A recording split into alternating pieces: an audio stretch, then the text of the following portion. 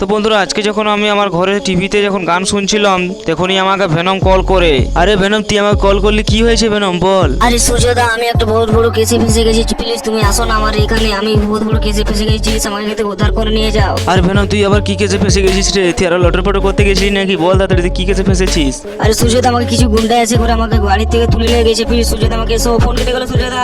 আরে গাইস আমি এটাকে শুনলাম ভেনমকে কিছু গুন্ডা নাকি ধরে নিয়ে গেছে। আমাকে তাড়াতাড়ি ভেনমকে খুঁজে বের করতে হবে, আর বের করে আমাকে ভেনমকে তাড়াতাড়ি উদ্ধার করতে হবে। আরে চাঙ্গু মাগু দল, তোরা সবাই রেডি আছিস তো? সূর্য আমাদের খপ্পরে পড়ে গেছে, সূর্যকে পেলে তোরা পিঠে মেরে ফেলবে। অনেক পুরনো হিসেবে আছে সূর্যর সাথে আমার। আরে হ্যাঁ ভেনম, তুমি টেনশন নিও না, আমরা সবাই আছি তোমার সাথে। ওকে পিটে মেরে ফেলবো আমরা সবাই। আজ আমার এই প্রতিশোধের পাল্লা পূরণ হবে।